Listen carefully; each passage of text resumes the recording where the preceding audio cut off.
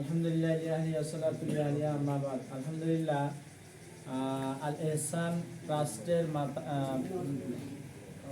উসিলায় আলহামদুলিল্লাহ ইফতারের আয়োজন করা হয়েছে। আল্লাহ তাআলা আল এহসান ট্রাস্টকে কবুল করুক এবং আল এহসান ট্রাস্টের মাধ্যমে আল্লাহ তাআলা গরিব এতিম আত্মীয় স্বজন পাড়ার প্রতিবেশী বন্ধু বান্ধব সবাইকে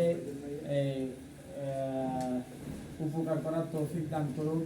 আল এহসান ট্রাস্টের মাধ্যমে আমরা যাচ্ছি গরিব এবং এতিম যারা আছে এবং অসহায় যারা আছে, এলাকার দরিদ্র যারা আছে, এদেরকে আমরা ইনশাআল্লাহ ইফতারের ব্যবস্থা করতে। তো আল এহসান ট্রাস্টের মাধ্যমে এক একটা ফুড প্যাক ইনশাআল্লাহ আমাদের সামনে দেওয়ার খেয়াল আছে। 1250 টাকা, 1250 টাকা করে এক একটা ফুড প্যাক দেওয়ার খেয়াল আছে। আল্লাহ তাআলা এই আল আরকাম ফাউন্ডেশনের মাধ্যমে যাতে ওই টাকার ব্যবস্থা করে।